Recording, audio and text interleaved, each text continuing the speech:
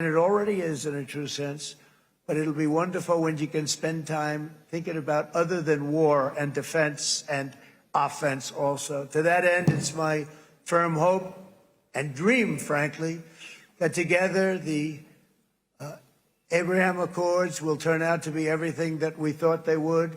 Those four countries were very, very brave in doing it. They did it at a very early point, and every single one of them benefits unbelievably financially.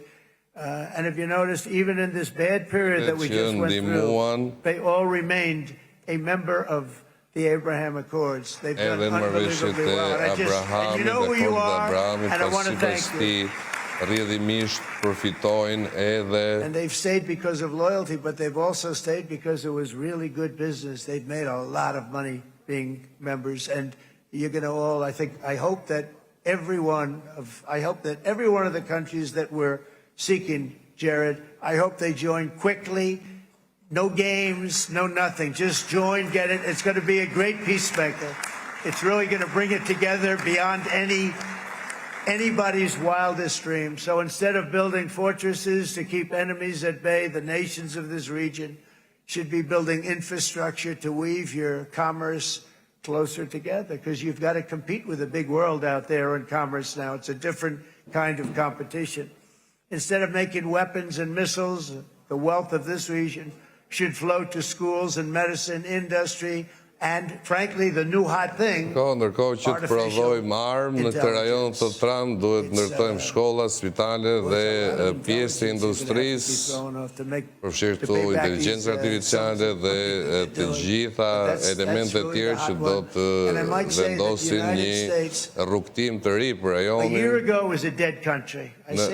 Mund të themi këtë, thotë Trump, që para një viti kishim bënim me një shtet të vdekur.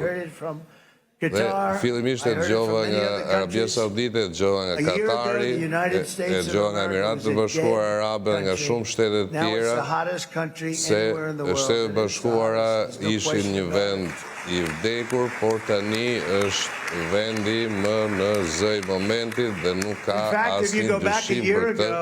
Before the election, although once we had November 5th, nëse shkojmë fakt një vit prapa, kur ne kishim edhe zgjedhje. Once you go back a couple of years, if I were in charge and the country was doing what they were, nobody was going to ask me to speak.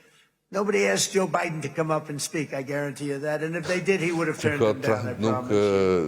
Duket se nuk I del e keqja edhe me paraardhësit në detyrë, duke thënë se Biden as nuk e ftonin për të folur gjikundi, ai nuk fliste, por nga gjitha vendet në lidhjen e mesme mund të kishte indikime të mirë nga Shtetet e Bashkuara, por ai na la pas, bëri gabime e që ishin shumë vështira për të rekuperuar, që fillon që nga koha e Obamës, dhe për shumë Izraeli ishte gjithashtu, po themi, një shtet ku Obama krijoi probleme për shkak se firmosi një marrëveshje bërthamore me Iranin, që ishte shumë kërcënuese, por duhet që bibi Netanjahu fluturonte drejt meje në Amerikë dhe që ne ta shkatronim atë marrëveshje të firmosur mes Iranit dhe Obamës. Ai punoi shumë fort,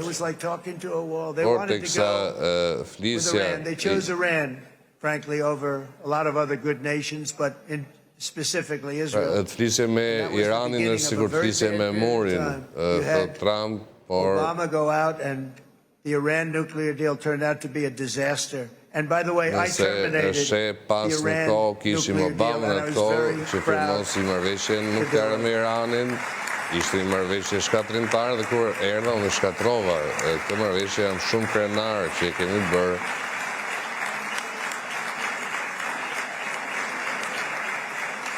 Yet even to Iran, whose regime has inflicted so much death on the Middle East, the hand of friendship and cooperation is open. Mbaroi marrëveshje, Irani ka sjell That's what I do in shumë. my life. I make deals. vdekje dhe probleme, por unë jam I hapur, thot, edhe për I marrëveshje me Iranin, sepse këtë kanë bërë gjithë jetën time, jam shumë I mirë në arritjen e marrëveshjeve.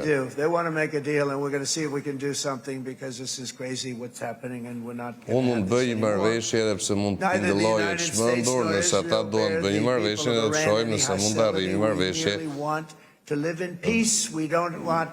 Any looming threats over our heads. Ne duam të jetojmë në paqe, nuk duam kërcënime mbi kokat tona, dhe nuk duam të mendojmë aq më keq për një shkatrim bërthamor I cili nëse do ndodhi do të ishte më I keqi për këtë pjesë të botës. Është koha për liderët e Iranit që të rishikojnë të gjitha elementet e tyre. And to Iran, and as you know, this is not said out of weakness. But I'm going to say this, that we are ready when you are, and it will be the best decision that Iran has ever made. And it's going to happen. Nëse Irani do të jetë gati për një marrëveshje paqe me ne, ky do të ishte vendimi më I mirë që ata do të merrnin dhe besoj se do të ndodhë. Dhe ne kemi shumë iranian, thot, në Shtetet Bashkuara, ata janë njerëz të zgjuar, janë njerëz punëtor, ata nuk duan ta shohin se çfarë ndodhi me vendin e tyre në kohën që kërcënoi Amerikën. Dhe që prej 7 tetorit, të gjithë ata që kanë dyshime dhe që uruan gjëra të këqija për Izraelin e panë se Izraeli jetoi, do të vazhdojë të jetojë dhe të jetë përgjithmonë një vend I begat. And that is why Israel will always remain a vital ally of the United States. Dhe kjo është sepse Izraeli do të jetë gjithmonë një aleat I Shtetet Bashkuara. One of the world's most powerful militaries. You really do. You have an amazing, what a job. Ndërko edhe Izraelitët që jetojnë në Amerikë janë gogjatë fuqishëm dhe po ndihmojnë gjithashtu në Shtetet Bashkuara, ata kanë disa prej ekonomive më të rëndësishme në tokë. In the White House, they all say it. Duhet ta dinë I guess it's true because everybody says it, baby. Izraeli ka shumë miq në Shtëpinë e Bardhë dhe është e vërtetë sepse I terminated the disastrous Iran nuclear deal and ultimately besoj kjo kuptuat dhe kur ne ndërprem po themi programin nuklear të Iranit me gjëra që quhen B2 bombers, pra bombarduesit B2. Which went to Israel's defense, as you know. Gjithashtu kemi autorizuar shpenzimin e miliardë dollarëve të cilat shkuan për Izraelin dhe pas shumë vitesh që ishin premtimet pambajtura nga presidenti amerikan. Ne mund të themi që unë mbajta premtimet, nuk kuptova pse, sepse na sollën në këtë moment ku kishte shumë presion. The difference is I kept my promise and officially recognized the capital of Israel and moved the American embassy to Jerusalem. Premtimin e shumë dekadave dhe njoha Izraelin, ndjes Jeruzalemin, si kryeqytetin e Izraelit. Dhe që shohim thirrje Jeruzalem në sallë ku ndodhet po themi dhe parlamenti nga ku po flet Trumpi. A nuk kam të drejtë, thot Donald Trump. Stand up now. Stand up.